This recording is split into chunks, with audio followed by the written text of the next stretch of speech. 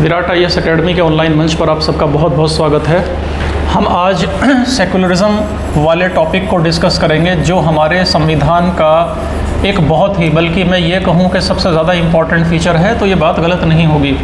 General studies के mains में society वाले टॉपिक में क्वेश्चंस पूछे ही जाते हैं। इसके अलावा संविधान और पॉलिटी का जो जीएस का सेकंड मेंस का पेपर है वहाँ पर भी इससे क्वेश्चंस रहता है। इसके अतिरिक्त एथिक्स आप देख लीजिए और एस्से को अगर आप देखो तो वहाँ पर भी सेकुलरिज्म से पूछने की संभावना हमेशा बनी रहती है। तो बहुत ही इम्पॉर्टेंट टॉपिक है सेकुलरिज्म का। और 2 बार अभी तक अगर मैं यूपीएससी की बात करूं तो जनरल स्टडीज़ में सीधा क्वेश्चन पूछ लिया है यूपीएससी ने। उसने पूछ लिया था कि जो वेस्टर्न मॉडल ऑफ सेकुलरिज्म है उसमें और जो इंडियन मॉडल ऑफ सेकुलरिज्म है उसमें क्या डिफरेंस है। तो 2014 में क्वेश्चन पूछा था और लास्ट ईयर भी ऑलमोस्ट क्वेश्चन पूछा गया था। तो देखो हमें क्या पढ़ना पड़ेगा। हमें इंडिया का सेकुलरिज्म का मॉडल जानना पड़ेगा, हमें वेस्ट का सेकुलरिज्म का मॉडल जानना पड़ेगा, और हमें ये देखना पड़ेगा कि टर्की में क्या था, है ना, कम्युनिस्ट मॉडल क्या था। तो पहले कुछ बेसिक बातें ही हमें डिस्कस करनी चाहिए ताकि हमें एक आइडिया हो जाए कि सेकुलरिज्म है क्या। तो देखो जिस शब्द के लास्ट में ये ISM शब्द आ जाता है अर्थात इज्म, जैसे कम्युनलिज्म, रीजनलिज्म, फेमिनिज्म, तो इसका मतलब होता है आइडियोलॉजी यानी विचारधारा। तो इस हिसाब से सेकुलरिज्म भी एक आइडियोलॉजी है, एक विचारधारा है। देखो आप मेरे साथ साथ दोस्तों नोट करते चलेंगे ताकि सेकुलरिज्म टॉपिक पर आपका एक शानदार नोट्स तैयार हो जाए और इस टॉपिक से आप इसको हर जगह डील कर सको, चाहे जीएस हो, चाहे एसए हो, या एथिक्स हो। तो सेकुलरिज्म क्या हो गया? एक आइडियोलॉजी अर्थात एक विचारधारा, और इसके अलग अलग रूप हैं, इसके डिफरेंट वर्जन्स हैं। वेस्टर्न कंट्रीज़ वाले बोलते हैं कि हमारा जो सेकुलरिज्म का मॉडल है वो सही है और बाकी जगहों पर जो सेकुलरिज्म का मॉडल को फॉलो किया जा रहा है वो उतना सही नहीं है। तो डिफरेंट मॉडल्स को हम जानेंगे। उससे पहले ये कुछ बेसिक बातें हमें जानना बहुत ज़रूरी है सेकुलरिज्म के बारे में। तो ये हमने जान लिया कि ISM जिस वर्ड के लास्ट में आए उसे विचारधारा या आइडियोलॉजी कहते हैं। अब देखिए सेकुलरिज्म की जो विचारधारा, जो आइडियोलॉजी है, वो इस विचार पर बेस्ड है, इस आइडिया पर आधारित है कि कोई एक बंदा यानी एक पर्सन या बहुत सारे पर्सन्स या बहुत सारे यानी ग्रुप ऑफ पर्सन्स, बहुत सारे बंदे, उनके साथ सिर्फ इसलिए भेदभाव नहीं किया जा सकता कि उनका संबंध किसी खास धर्म से है। मतलब धर्म के नाम पर, मोटे तौर पर आप ये समझिए कि किसी तरह का धर्म के नाम पर कोई भेदभाव नहीं होगा। ये तो सेकुलरिज्म की बेसिक बात है, कोई डिस्क्रिमिनेशन नहीं होगा। सेकुलरिज्म का मतलब देखो सिर्फ इंटर रिलीजियस इक्वालिटी से नहीं है, मतलब एक ही धर्म के यानी अलग अलग धर्मों के बीच बराबरी हो। इंटर रिलीजियस इक्वालिटी मतलब हिंदू, मुसलमान, सिख, ईसाई, इन सब के साथ बिल्कुल बराबरी का इनके साथ व्यवहार किया जाए। केवल इससे नहीं है सेकुलरिज्म का मतलब, बल्कि सेकुलरिज्म का मतलब इसके साथ साथ इंट्रा रिलीजियस इक्वालिटी से भी है। इंट्रा रिलीजियस इक्वालिटी मतलब एक ही धर्म के अंदर जो ऊंच नीच है वहाँ भी बराबरी, वहाँ ऊंच नीच नहीं होनी चाहिए। मतलब काफ़ी बार देखो क्या होता है इंटर रिलीजियस इक्वालिटी की मैं आपको बात बताऊं कि किसी खास धर्म के अंदर भी लोगों के साथ भेदभाव किया जाता है। हर धर्म और मज़हब के भीतर भी एक ऊंच नीच का ढांचा है, एक हायरार्की बनी हुई है। अच्छा आप उदाहरण जैसे ले लो होमोसेक्सुअलिटी का। हर एक धर्म में इन होमोसेक्सुअल्स के साथ भेदभाव होता है और इनको हर एक धर्म में अच्छा नहीं माना जाता।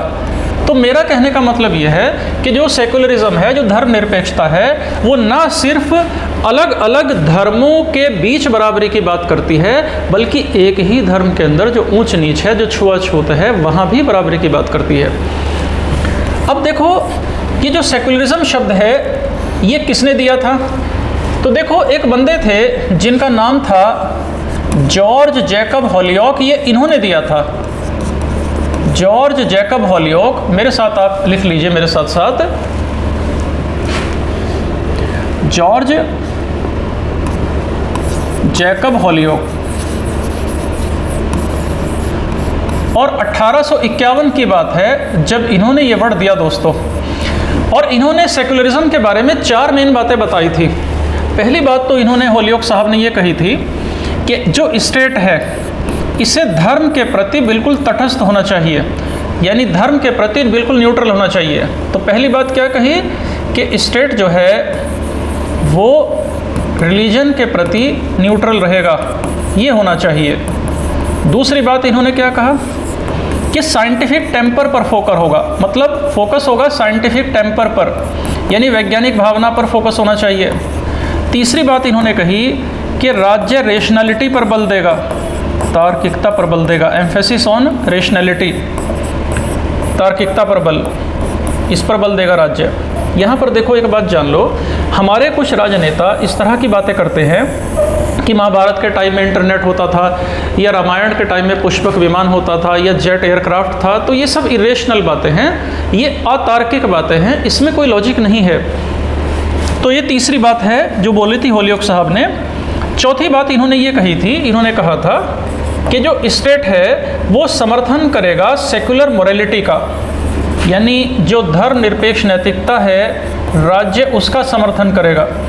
देखो, मोरालिटी का, नैतिकता का मतलब होता है ऐसा कोई पैमाना, ऐसा कोई स्टैंडर्ड जिसके बेस पर आप ये कह सको कि फला चीज़ सही है, फला चीज़ गलत है। तो होलियोक के मुताबिक मोरालिटी का संबंध सिर्फ रिलीजन से नहीं है, केवल धर्म से नैतिकता का संबंध नहीं है। जो लोग नास्तिक हैं, जो धर्म को नहीं मानते, ईश्वर को नहीं मानते, वो भी तो नैतिक हो सकते हैं, वो भी तो मोरल हो सकते हैं। अब हिंदू धर्म में, इस्लाम में, क्रिश्चियनिटी में या जुडाइज़म में क्या मोरल है, क्या इमोरल है, इन सब बातों पर स्टेट ध्यान नहीं देगा, बल्कि स्टेट तो उस नैतिकता का समर्थन करेगा जो सेकुलर होगी, जिसका किसी धर्म से लेना देना नहीं होगा। तो होलियोक साहब ने ये 4 बातें बोली थी। वैसे मैंने आपको बता दिया, जीएस में हमें इतनी डिटेल में नहीं जाना, जब ऐसे लिख रहे हूँ तब हमें इतना डिटेल लिखना है, जीएस में इतना डिटेल में हमें नहीं लिखना। तो एस्से के एंगल से, एस्से के एस्पेक्ट से आप एथिक्स में और एस्से में ज़रूर इनका नाम मेंशन करोगे। तो अभी तक जो हमने डिस्कस किया उसके आधार पर हम ये कह सकते हैं कि जो सेक्युलरिज्म है तो एक आधुनिक विचारधारा है जो मानती है कि सुबह से शाम तक जो हमारी एक्टिविटी हैं उन पर धर्म का कोई असर नहीं होना चाहिए। सुबह से शाम तक जो हमारे साथ रहते हैं इन पर धर्म की छाप नहीं होनी चाहिए, ये मतलब है सेक्युलरिज्म का। और अगर देखो हम अपनी रोज़मर्रा की लाइफ को अपने पहले वाले दौर से कंपैरिजन करें तो हम धीरे धीरे ज़्यादा सेकुलर बनते जा रहे हैं। आप तुलना कर लीजिए पुराने टाइम में जब एजुकेशन दी जाती थी, तो पुराने टाइम का मतलब सैकड़ों हज़ारों साल पहले, तो उस समय तो जो एजुकेशन दी जाती थी तो गीता, पुराण ये सब पढ़ाए जाते थे। लेकिन आप बताओ कि क्या आज जो हमारे स्कूल्स हैं सीबीएसई के, स्टेट बोर्ड्स के, वहाँ तो साइंटिफिक एजुकेशन दी जाती है। इसी तरह से आप पुराने टाइम में आप मंदिरों को देखो मंदिर जो होते थे प्राचीन भारत में वो एक बड़ा आर्थिक केंद्र होते थे। मंदिरों के आसपास ही सारी आर्थिक गतिविधियां होती थी। इन टेम्पल्स के आसपास ही पूरी इकोनॉमिक एक्टिविटीज़ दोस्तों चलती थी। और टेम्पल्स जो होते थे वो एक बैंक का काम भी करते थे साथियों, यानी जो मंदिर होते थे वो लोन भी दिया करते थे पुराने दौर में। और पुराने टाइम में जो मुसलमान लोग थे वो ब्याज ना लेते थे ना ब्याज देते थे, यानी इंटरेस्ट फ्री वो चीज़ें रखते थे। लेकिन आज आप बताइए, आज के टाइम में जो देशों की, दुनिया की जो इकोनॉमी है वो ना तो मंदिरों पर बेस्ड है और ना ही वो किसी मज़हब के सिद्धांतों पर आधारित है, बल्कि इकोनॉमी तो आप जानते हो कि डिमांड और सप्लाई के आधार पर बेस्ड है, डिमांड और सप्लाई पर आधारित है। तो आप ही बताओ कि जो इकोनॉमिक एस्पेक्ट है, अगर इकोनॉमिक एस्पेक्ट में हम देखें तो हम सेकुलर हुए कि नहीं हुए। और इसी तरह आप ये देख लो कि पहले के टाइम में जो राजा होता था, राजा डिवाइन राइट के बेस पर राज करता था। डिवाइन राइट ऑफ किंग, यानी सत्ता का दैवीय अधिकार। वो कहता था कि ईश्वर ने मुझे राज करने भेजा है। इस तरह वो अपनी सत्ता की वैधता हासिल करता था, लेजिटिमेसी हासिल करता था। और ये बोलता था कि अगर मैं किसी को सज़ा दे रहा हूँ तो मैं नहीं दे रहा, बल्कि भगवान ऐसा चाहता है, ईश्वर की ऐसी मर्जी है। लेकिन आप बताइए आज भी क्या ऐसा है? भाई आज तो संविधान के बेस पर सरकार है, आज तो एक मॉडर्न गवर्नमेंट है। तो अगर आप पॉलिटिकल एस्पेक्ट में देखो तो हम पहले के कंपैरिजन में ज़्यादा सेकुलर हुए हैं। इवन लीगल एस्पेक्ट में भी अगर आप देखो, पहले हज़ारों साल पहले क्या था भाई? शरिया लॉ था। शरिया लॉ सैकड़ों साल पहले था। हज़ारों साल पहले जाएंगे और उससे भी पीछे जाएंगे तो मनुस्मृति थी। लेकिन आज तो संविधान के अनुसार है ना सब कुछ। तो हर एक एस्पेक्ट में, हर एक पहलू में हम पहले के कंपैरिजन में दोस्तों ज़्यादा सेकुलर हुए हैं। सेकुलरिज्म के जो विभिन्न मॉडल्स हैं बहुत सारे मॉडल्स हैं भाई। टर्की में अलग टाइप का सेकुलरिज्म है, अमेरिका में अलग टाइप का है, ब्रिटेन में अलग टाइप का, और इंडिया में अलग टाइप का है। तो मॉडल भी हमको देखना पड़ेगा। लेकिन आप एक बात देखो कि इन मॉडल्स को अलग अलग देशों के जानने से पहले आप एक बात देखो कि अगर किसी स्टेट में, अगर किसी देश में दो बातें फॉलो की जा रही हैं तो उस देश को सेक्युलर नहीं कह सकते। अगर दो बातें फॉलो की जाएं, पहला, अगर किसी देश की गवर्नेंस में धार्मिक नेताओं का बहुत ज़्यादा इंटरफेयर है तो आप उसे सेकुलर नहीं कह सकते। जैसे ईरान में सुप्रीम लीडर हैं खामनेई साहब, तो अभी वहाँ के सुप्रीम लीडर हैं अयातुल्ला खामनेई, अयातुल्ला खामनेई। तो ईरान को फिर हम सेकुलर कंट्री नहीं कह सकते क्योंकि वहाँ के राजपाट में, वहाँ की गवर्नेंस में रिलीजियस लीडर का इंटरफेरेंस है। ईरान को बल्कि हम कहते हैं थियोक्रेसी, थियोक्रेसी यानी धर्म के ऊपर आधारित व्यवस्था, यानी धर्म तंत्र, ऐसा शासन जो धर्म के ऊपर आधारित हो। तो पहली बात कौन सी है जिसके बेस पर हम सेकुलर नहीं कह सकते? वहाँ की गवर्नेंस में रिलीजियस लीडर का इंटरफेयर होता है। दूसरा, स्टेट किसी एक पर्टिकुलर रिलीजन को प्रायोरिटी ना दे, किसी एक पर्टिकुलर रिलीजन को प्रायोरिटी ना दे, यानी प्राथमिकता ना दे किसी एक पर्टिकुलर रिलीजन को। तो ये दो बातें अगर कहीं फॉलो होती हैं तो फिर उस कंट्री को दोस्तों सेकुलर नहीं कहा जा सकता। अब आप देखो, जो वेस्टर्न सोसाइटीज़ हैं वो सेकुलरिज्म का अलग मतलब बताती हैं, इंडिया में सेकुलरिज्म का कुछ और मतलब है। तो वेस्टर्न कंट्रीज़ क्या मानना है, क्या मानना है वेस्टर्न कंट्रीज़ का? तो वेस्टर्न मॉडल क्या है? तो वेस्टर्न मॉडल ऑफ सेकुलरिज्म देख लेंगे। देखो, जो वेस्टर्न कंट्रीज़ हैं वो ये कहते हैं कि सरकार और धर्म अलग अलग होंगे, मतलब there will be complete separation between state and religion. या आप ये कहिए कि there will be complete separation between state, between politics and state, between politics and religion, यानी पॉलिटिक्स और धर्म के बीच में दोनों में अलग अलग होंगे। अगर धर्म के अंदर कुछ भी होगा तो स्टेट का, पॉलिटिक्स का उससे कोई लेना देना नहीं। धर्म के अंदर कुछ भी हो, सरकार का उससे कोई मतलब नहीं है। स्टेट किसी भी तरह का उसमें दखल नहीं देगा, चाहे कितना भी गलत हो जाए, कुछ भी हो जाए। आप इसका एग्जाम्पल ले लो, भारत में देखो सबरीमाला मंदिर का जजमेंट दिया सुप्रीम कोर्ट ने, इसी तरह हाजी अली दरगाह का केस गया। आप बताओ इन धार्मिक मुद्दों में क्या इंडियन स्टेट ने इंटरफेयर किया? बिल्कुल किया। सुप्रीम कोर्ट का जजमेंट आया, लेकिन अगर यही मुकदमा अमेरिका में लड़ा गया होता तो अमेरिकन अदालत इस पर कोई भी जजमेंट ना देती और ये कहकर छोड़ देती कि ये धर्म का आंतरिक मामला है और हम इसमें कोई दखल नहीं दे सकते। तो वेस्टर्न सोसाइटीज़ में देखो है क्या कि वहाँ पर एक बंदे के राइट पर बहुत फोकस किया जाता है। यानी वेस्टर्न सोसाइटीज़ में दोस्तों इंडिविजुअल राइट्स पर बहुत ज़्यादा फोकस है, एक एक बंदे के अधिकार पर, व्यक्तिगत अधिकारों की बहुत ज़्यादा बात होती है। लेकिन इंडिया में आप देखो कि इंडिया में तो ग्रुप राइट्स पर बल दिया जाता है, सामूहिक अधिकारों पर ज़्यादा फोकस होता है।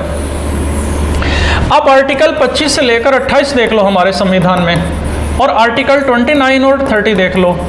इसमें सभी अल्पसंख्यकों को, सभी धर्मों को, सभी अपने इंस्टीट्यूट चलाने का अधिकार है।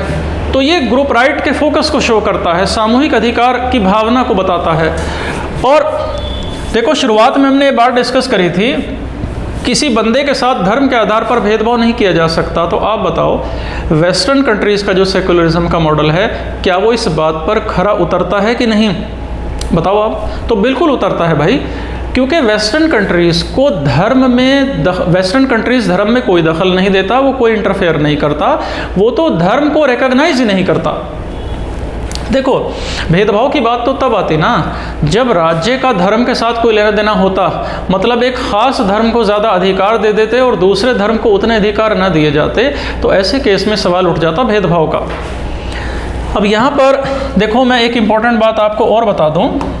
वैसे तो देखो, ये जो वेस्टर्न कंट्रीज़ हैं, हमने इनके बारे में जितनी भी बातें डिस्कस की वो सब जनरल बातें थी, लेकिन वेस्टर्न कंट्रीज़ में भी हर कंट्रीज़ में थोड़ा थोड़ा डिफरेंस है। मतलब आप ये नहीं कह सकते कि फ्रांस, ब्रिटेन, अमेरिका सब एक जैसे हैं, ऐसा नहीं है। जैसे अगर मैं यूएसए की बात करूं, यहाँ पर सभी धर्मों के प्रति न्यूट्रलिटी है, मतलब किसी एक धर्म को प्रायोरिटी नहीं है। और जो होलियोक साहब के हमने 4 प्रिंसिपल्स डिस्कस किए थे, उनको अमेरिका में बहुत अच्छे से फॉलो किया जाता है।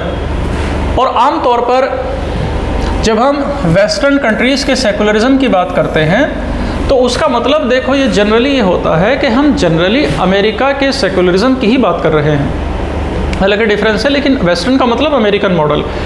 अमेरिका में देखो जो सिख लोग हैं वो पगड़ी पहन सकते हैं, क्योंकि स्टेट जो है वो धर्म के प्रति पूरी तरह न्यूट्रल है, पूरी तरह तटस्थ है। और इवन अमेरिका में मुस्लिम महिलाएं बुर्का भी पहन सकती हैं, बुर्का पहन सकती हैं, कोई दिक्कत नहीं है। लेकिन वेस्ट में ही आप देखो, एक देश है फ्रांस, आप फ्रांस को देख लो, फ्रांस इस मामले में थोड़ा सख्त है। फ्रांस का कहना है कि जो धर्म है देखो वो बिल्कुल आपका प्राइवेट मामला है, आप उसे पब्लिक डोमेन में लेकर मत आओ, आप घर के अंदर कुछ भी करो, हमें उससे कोई लेना देना नहीं है। लेकिन जब आप बाहर आओ, बाहर निकलो, पब्लिक में आओ, तो आप अपना धर्म शो मत करो, अपने धर्म को आप मतलब दिखाने की ज़रूरत नहीं है आपको। तो फ्रांस में कंप्लीट सेपरेशन है पब्लिक स्फेयर में और प्राइवेट स्फेयर में। इसी वजह से आप देखो कि फ्रांस में जो मुस्लिम महिलाएं उन्हें बुर्का पहनने की परमिशन नहीं है और सिख भाइयों को पगड़ी पहनने की परमिशन नहीं है। आप समझ गए? तो ये हमने देख लिया कि जो वेस्टर्न मॉडल है वो लगभग है तो एक जैसा, लेकिन थोड़ा थोड़ा डिफरेंस है। अमेरिकन मॉडल हमने देख लिया। इसी तरह अगर आप ब्रिटेन में ब्रिटिश मॉडल देखो, यानी ब्रिटेन में सेकुलरिज्म का क्या हाल है। देखो ब्रिटेन में जो ईसाई लोग हैं ना, जो क्रिश्चियनिटी है ना, वो मेन धर्म है, यानी लोगों का क्रिश्चियनिटी मेन धर्म है। तो क्रिश्चियनिटी के नाम पर वहाँ पर बहुत सारी वेलफेयर ऑर्गेनाइजेशंस बनी हुई हैं, जैसे young mains Christian association YMCA, young women Christian association.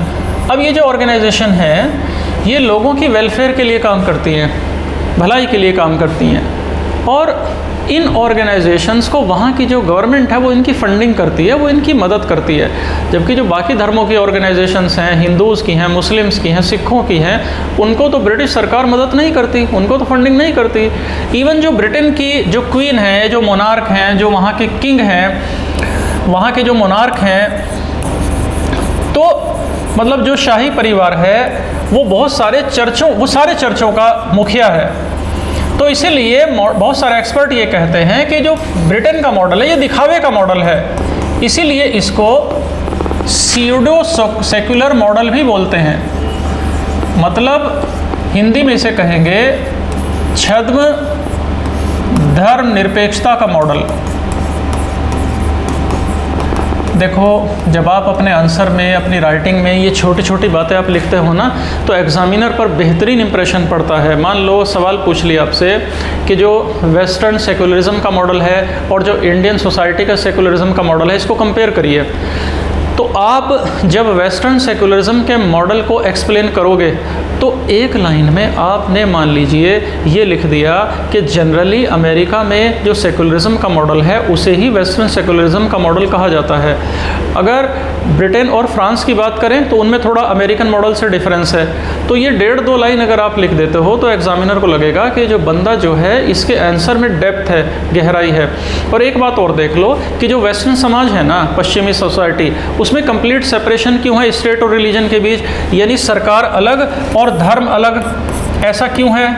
देखो एक्चुअली जो मध्यकाल था, जो मिडिवल पीरियड था, इस पश्चिम देशों में पावर के बहुत सारे सेंटर थे।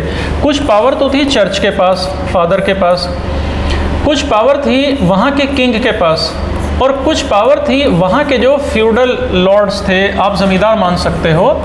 तो ये 3 जगह पावर डिवाइडेड थी, और ये सभी लोग वहाँ के नागरिकों पर अपना दबदबा बनाने की कोशिश करते थे, और आपस में इनमें इसी वजह से झगड़ा भी होता था, और जनता भी दुखी थी, परेशान थी कि भाई इसकी माने या फिर इसकी माने, किसकी बात हमें माननी चाहिए। तो उस समय वहाँ पर वेस्टर्न कंट्रीज़ में एक लड़ाई शुरू हुई इसी अधिकार को हासिल करने के लिए। 1618 से 1648 तक, इसे 30 साल का युद्ध भी कहते हैं, 30 ईयर्स वॉर, और इसमें बहुत खून बहा, बहुत लाशें गिरी। और जब ये लड़ाई ख़त्म हुई तो फिर एक समझौता साइन हुआ, एक ट्रीटी साइन हुई 1648 में, और इस ट्रीटी को कहते हैं वेस्टफेलिया की ट्रीटी, वेस्टफेलिया की संधि, वेस्टफेलियन ट्रीटी कहते हैं इसको, या ट्रीटी ऑफ वेस्टफेलिया। तो तब ये निष्कर्ष निकला इस लड़ाई के बाद, जब ये ख़त्म हो गई लड़ाई, कि भैया सरकार के अंदर धर्म का कोई मतलब नहीं होगा और धर्म के अंदर सरकार का कोई मतलब नहीं होगा। तो आप कह सकते हो कि उस समय के जो राजा थे, जो रूलर्स थे, वो चर्च को पसंद नहीं करते थे कि चर्च हमारे काम में इंटरफेयर करे, और क्यों कर रहा है। तो वेस्टर्न कंट्रीज़ का जो सेकुलरिज्म का मॉडल है वो इस बैकग्राउंड में दोस्तों निकल कर आता है, इस संदर्भ में निकल कर आता है, इस कॉन्टेक्स्ट में निकल कर आता है। इसी तरह मैं अगर अगले मॉडल की आपसे चर्चा करूँ तो आपने कार्ल मार्क्स का नाम सुना होगा, जो सोशियोलॉजिस्ट थे।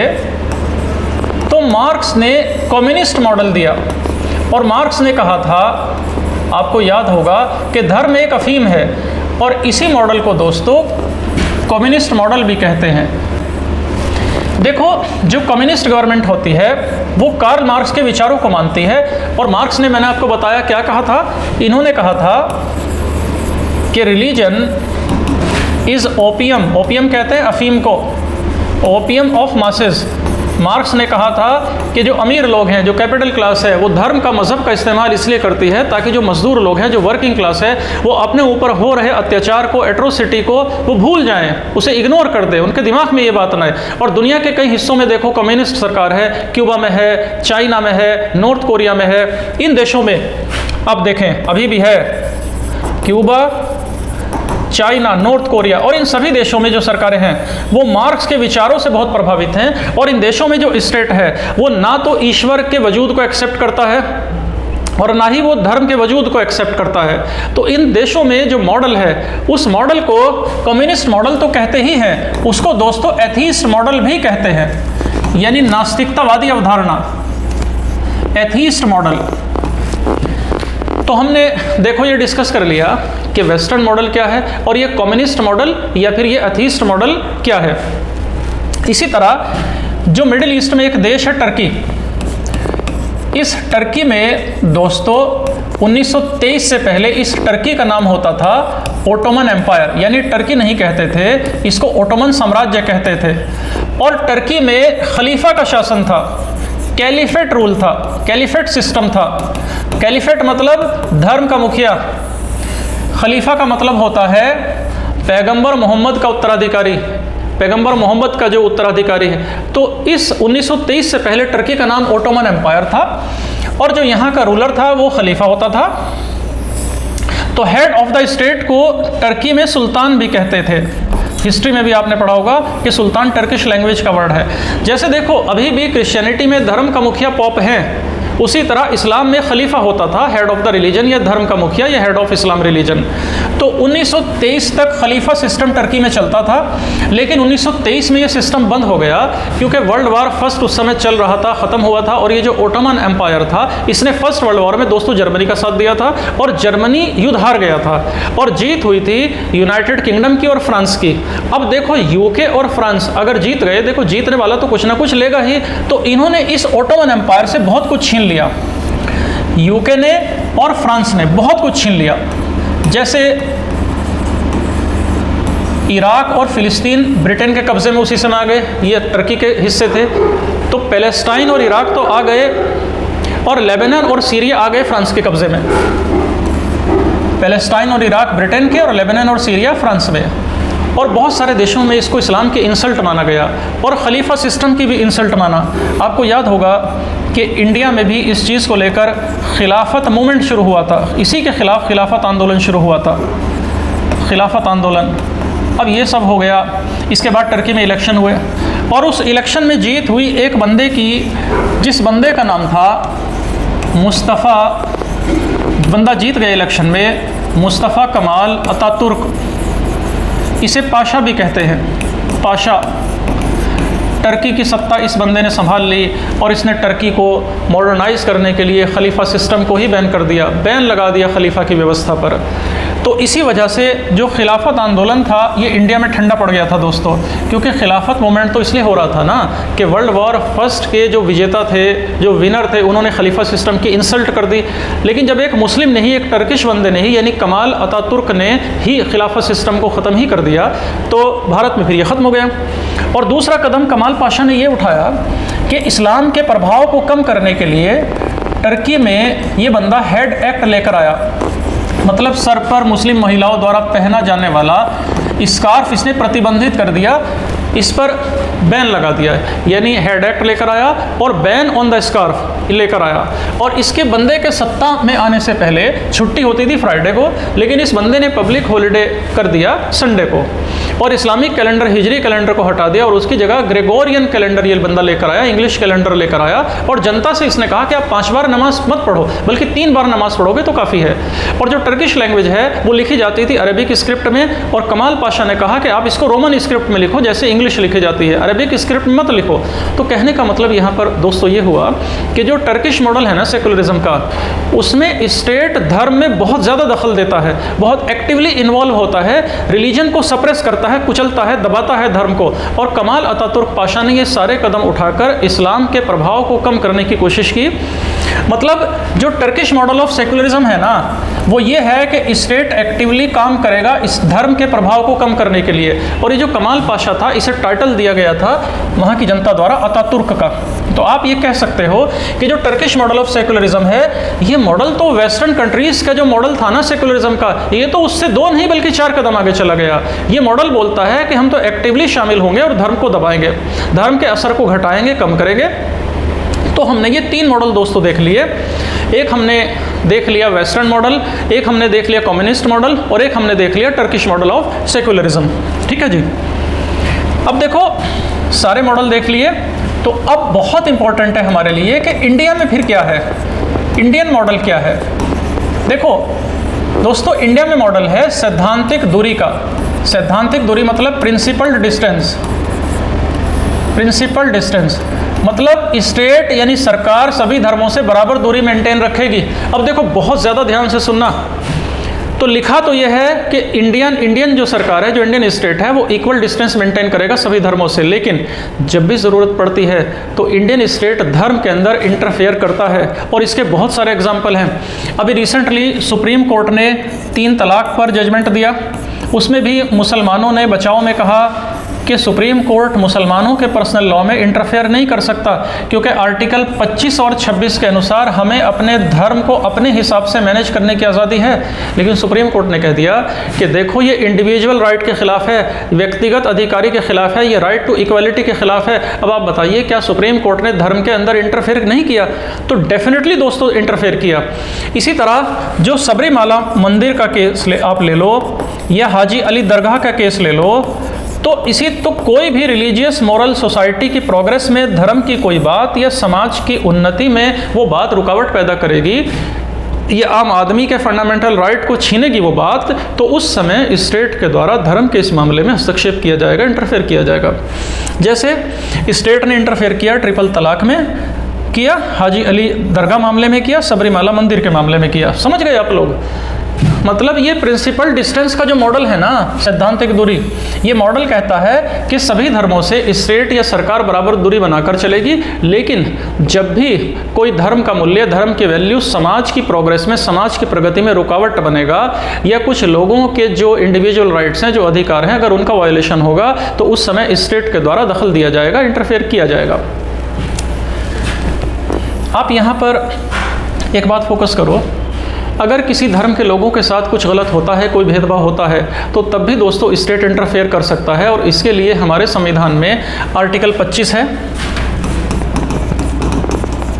25 से 28 तक है, फिर 28 क्लॉज 1 है और 28 क्लॉज 3, ये सब ग्रुप राइट्स हैं, सामूहिक अधिकार हैं। और इवन आप देखो कि आर्टिकल 29(1), आर्टिकल 29(2), आर्टिकल 31, आर्टिकल 32, ये सारे के सारे सामूहिक अधिकार है दोस्तों, ये ग्रुप राइट्स हैं। और ये इसलिए दिए गए हैं ग्रुप राइट्स, ताकि किसी भी धर्म या किसी भी ग्रुप के जो लोग हैं उनके साथ कोई भेदभाव ना हो। बल्कि अगर धर्म के अंदर भी, एक ही धर्म के अंदर भी अगर कोई डिस्क्रिमिनेशन होता है तो स्टेट एक्ट करेगा। जैसे आप सिंपल सा एग्जांपल ले लो कि आर्टिकल 17 में छुआछूत को समाप्त करने की बात की गई है। इवन अगर किसी धर्म में महिलाओं के साथ या लोअर कास्ट के साथ कोई भेदभाव होता है तो तब भी स्टेट इंटरफेयर करेगा, जैसे मैंने भी एग्जांपल दिया आपको ट्रिपल तलाक का। और पंडित नेहरू का तो कहना था कि हमारा जो सेकुलरिज्म का मॉडल है वो equal protection of all religion पर बेस्ड है, यानी सभी धर्मों का राज्य संरक्षण करेगा। Equal protection of all religion, यानी सभी धर्मों का राज्य प्रोटेक्शन करेगा, उनको संरक्षण देगा। ये लाइन आप जरूर लिखना। इस तरह से हमने ये देख लिया। अब देखो, कई बार सेकुलरिज्म पर जो गांधी जी के थॉट हैं और जो पंडित नेहरू के जो थॉट हैं, इनका आपस में कंपैरिजन करा लिया जाता है। गांधी जी का तो देखो सिंपली कहना था कि जो धर्म है ये प्राइवेट मामला भी है और ये पर्सनल मामला भी है। और गांधी कहते भी हैं कि हर एक धर्म में कुछ नैतिक सिद्धांत है जो इंसान को सही रास्ते पर लेकर जाते हैं। गांधी जी ये भी कहते हैं कि न सिर्फ सभी धर्मों के बीच इक्वालिटी हो, बल्कि एक धर्म के अंदर भी बराबरी हो। और गांधी जी ने एक कॉन्सेप्ट दिया था सर्वधर्म समभाव का, अर्थात equal respect for all religion. और ये जो सर्वधर्म समभाव है, वैसे ये कॉन्सेप्ट रामकृष्ण जी के और स्वामी विवेकानंद इनके द्वारा ही दिया गया था। उन्होंने इसको दिया था, लेकिन बाद में गांधी जी ने इसको नए क्लेवर में पेश किया। और गांधी जी कहते भी थे कि जिस तरह की स्पिरिचुअलिटी हिंदू धर्म में है, उसी तरह की स्पिरिचुअलिटी इस्लाम में और ईसाइयत में भी है। ये गांधी जी का मानना था। और गांधी जी का जो अहिंसा की भावना थी, इसकी जड़ें अगर हम ट्रेस करें तो वो जैन दर्शन में मिलती है। तो गांधी ने बहुत कुछ किया धर्म के अंदर जो बराबरी है उस पर बल देने के लिए, जो गैर बराबरी है उसको मिटाने के लिए। अच्छा, जैसे वर्ण व्यवस्था हिंदू धर्म की, इसको उचित तो ठहराया, लेकिन लोअर क्लास के साथ जो भेदभाव होता था उसके खिलाफ आवाज़ भी छुआछूत के खिलाफ उठाई। महिलाओं की स्थिति को बेहतर बनाने के लिए भी गांधी जी ने बहुत कुछ किया। तो न सिर्फ गांधी जी ने इंटर रिलीजियस इक्वालिटी पर फोकस किया, बल्कि दोस्तों इंट्रा रिलीजियस इक्वालिटी पर भी बहुत फोकस किया। और गांधी जी कहते भी थे कि अलग अलग धर्मों के लोग एक साथ रह सकते हैं, एक साथ एग्जिस्ट कर सकते हैं, अपना अस्तित्व एक साथ बनाए रख सकते हैं। उस समय देखो कराची प्रस्ताव आया था जिसमें पाकिस्तान की एक अलग देश के रूप में मांग उठाई थी। तो गांधी ने कहा था कि देखो, किसी भी धर्म के लोग हों, कुछ मुद्दे तो उनके लिए एक ही जैसे हैं ना, जैसे साफ सफाई, पुलिस की व्यवस्था, न्याय व्यवस्था, रेवेन्यू का मामला और बाकी जो धार्मिक मामले बचे, तो इनसे तो स्टेट का कोई लेना देना है नहीं। मतलब सेकुलर स्टेट उन मामलों में दखल नहीं देगा कि कोई बंदा अपने धर्म की मान्यता को किस तरह से मान रहा है। बाकी के जो मुद्दे हैं जैसे सैनिटेशन है, जस्टिस है, रेवेन्यू है, पब्लिक कन्वीनियंस है, तो ये तो सबके लिए एक जैसे हैं। तो इसलिए सभी धर्मों के लोगों को एक साथ रहने में कोई दिक्कत नहीं आएगी। ये मानना था गांधी जी का, ये थॉट है गांधी जी का। और अगर नेहरू के थॉट देखें, नेहरूवियन थॉट, तो देखो पंडित नेहरू के जो शुरुआती विचार थे वो वेस्टर्न विचारों से मिलते जुलते थे। जैसे जो सेकुलरिज्म का वेस्टर्न मॉडल है वो बिल्कुल सेपरेशन की बात करता है, यानी धर्म अलग सरकार अलग। इसी तरह की बात पंडित नेहरू भी करते थे। और पंडित नेहरू का ज़्यादा फोकस था साइंटिफिक वैल्यूज़ पर। और नेहरू को लगता था कि जो गैर बराबरी है, इकोनॉमिक इनइक्वालिटी है ना, नेहरू कंप्लीट सेपरेशन की बात करते थे और इकोनॉमिक्स को मेन मुद्दा मानते थे। कंप्लीट सेपरेशन की बात करते हैं नेहरू। अब देखो, गांधी जी का जो मॉडल है उसका नाम हम कह सकते हैं सर्वधर्म समभाव, लेकिन नेहरू कहते थे कि देखो, जनता के लिए पब्लिक पॉलिसी बनाते समय जब स्टेट जनता के लिए कोई पॉलिसी बनाए तो धर्म को एक तरफ रख दे। हालांकि बाद में देखो नेहरू के थॉट गांधी जी की तरह हो गए थे। हमारे संविधान में गांधी जी के जो विचार हैं सेकुलरिज्म के बारे में, सेकुलरिज्म पर, उनका रिफ्लेक्शन देखने को मिलता है हमारे संविधान में। और गांधी जी ये बोलते भी थे कि आप पॉलिटिक्स को धर्म से अलग नहीं कर सकते। ये बड़ी इंपॉर्टेंट बात है। देखो, वेस्टर्न सोसाइटी में क्या कहा गया कि स्टेट अलग और पॉलिटिक्स अलग, लेकिन गांधी क्या कहते हैं? गांधी कहते हैं कि आप पॉलिटिक्स को धर्म से अलग कर ही नहीं सकते। लेकिन धर्म से गांधी जी का क्या मतलब था? मॉरल वैल्यूज़, नैतिक मूल्य। तो गांधी जी मानते थे कि अगर राजनीति में धर्म होगा तो राजनेता तभी धार्मिक रह सकेंगे, सच बन सकेंगे, नैतिक बन सकेंगे। अब वो अलग बात है कि आजकल धर्म का खूब दुरुपयोग हो रहा है, राजनीति में मिसयूज़ हो रहा है, वोट मांगने के लिए धर्म का इस्तेमाल हो रहा है। लेकिन गांधी जी जब पॉलिटिक्स में धर्म की बात करते थे तो उनका मतलब मोरल वैल्यूज से था।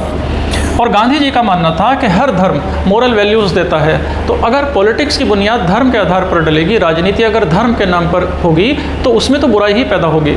लेकिन गांधी का कॉन्सेप्ट था, उसको पॉलिटिशियन ने मिसयूज़ किया, बुराई पैदा की। नेहरू जब इंडियन सेकुलरिज्म के कैरेक्टरिस्टिक के बारे में बात करते थे, तो वो ये कहते थे कि अगर हम धर्म को नैतिकता पर अप्लाई करेंगे तब तक तो ठीक है, लेकिन धर्म और राजनीति का अगर मिश्रण कर लेंगे, अगर मिला लेंगे धर्म और राजनीति को, ये गलत बात है। तो क्या कहते थे नेहरू कि अगर हम धर्म को एथिक्स के साथ लेकर चलेंगे तो ठीक है, धर्म और नैतिकता की बात तक तो ठीक है, लेकिन धर्म को अगर राजनीति में घसीटेंगे तो गलत है। दूसरी बात, नेहरू कहते थे कि जो सेकुलर स्टेट है वो समाज में सुधार लाने के लिए धर्म के मामले में इंटरफेयर कर सकता है। ये बड़ी इंपॉर्टेंट बात है कि सेकुलर स्टेट धर्म में दखल दे सकता है, लेकिन मकसद होना चाहिए सोशल रिफॉर्म का, समाज में सुधार लाने का। तीसरी बात, नेहरू के हिसाब से सेकुलरिज्म न केवल एक सिद्धांत है, बल्कि इंडिया के यूनिटी के लिए बहुत ज़रूरी भी है, इंडिया के इंटीग्रिटी के लिए बहुत ज़रूरी है। ये तीसरी बात कही। और देखो, इन सारे पॉइंट्स को अगर हम देख लें तो हमें ये पता चल जाता है कि नेहरू अपनी सोच में एक तरह से एथीस्ट थे, साइंटिफिक थे। लेकिन दूसरी तरफ अगर गांधी जी को देखें तो गांधी जी एक धार्मिक इंसान थे। नेहरू कहते थे कि रिलीजन के बजाय मोरल वैल्यूज़ ज़्यादा ज़रूरी हैं, और गांधी जी को लगता था कि आप रिलीजन को पॉलिटिक्स से अलग नहीं कर सकते, क्योंकि रिलीजन तो सोसाइटी के अंदर ही जमा हुआ है ना, उसकी जड़ें सोसाइटी के अंदर है धर्म की। होप कि यहाँ तक आपको बात क्लियर हुई होगी। और इवन आप आगे ये भी देखो, हमने डिस्कस किया था कि जो वेस्टर्न वर्ल्ड है, जो पश्चिमी देश हैं, वहाँ पर सेकुलरिज्म किस तरह आया। तो 1618 से 1648 का वो 30 साल की लड़ाई हुई, लेकिन इंडिया में तो ऐसा कोई युद्ध नहीं हुआ ना। हमारे देश में जो सेकुलरिज्म के मूल्य हैं वो तो काफ़ी अच्छे से फैलाई गई, उनको माना गया, उनको सहेज कर रखा गया। फॉर एग्ज़ाम्पल आप देखो कि जो सिंधु घाटी सभ्यता थी, जो इंडस वैली थी, उसमें जो पुरोहित थे तो वो पुरोहितों का शासन नहीं था। जो डांस और म्यूज़िक होता था वो पूरी तरह सेकुलर था, और वो पूरी तरह एक शहरी संस्कृति थी। इसी तरह आप अशोक का धम्म देखो, अशोक समाज के लिए काम करता था, जनता को कैसे व्यवहार करना चाहिए, ये पॉलिसी अशोक का जो धम्म था ये पूरे इंडियन सब कॉन्टिनेंट में फैला। और अशोक ने अपने एडिक्ट में, 12वें एडिक्ट में कहा भी कि सभी देश के सभी लोग एक दूसरे के धर्म के प्रति सहिष्णुता रखें और उनको रेस्पेक्ट करें। और अगर हम संगम पीरियड को देखें, जो संगम काल भारत में गुजरा है, तो वहाँ पर कई सारे कवियों ने सेक्युलरिज्म की परंपराओं को बढ़ावा दिया संगम काल में। और संगम पीरियड को दोस्तों, संगम लिटरेचर को आप जानते हो कि उसको सेकुलर लिटरेचर कहा जाता है। और कौन कौन से कवि थे जिन्होंने सेकुलरिज्म को बढ़ावा दिया? एक कवि थे अगस्त्य,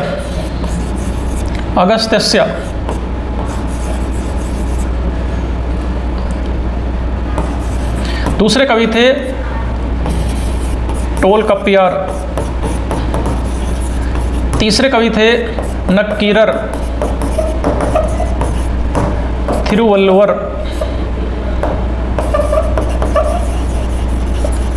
इन्होंने अपने कामों में धर्मनिरपेक्षता को बहुत बढ़ावा दिया दोस्तों। और इसीलिए हमने डिस्कस कर लिया कि जो संगम लिटरेचर है इसको सेकुलर लिटरेचर या धर्मनिरपेक्ष साहित्य भी कहा जाता है। अगर हम मध्यकाल की बात करें तो मध्यकाल में, मिडिवल पीरियड में, सूफी आंदोलन चला, भक्ति आंदोलन चला।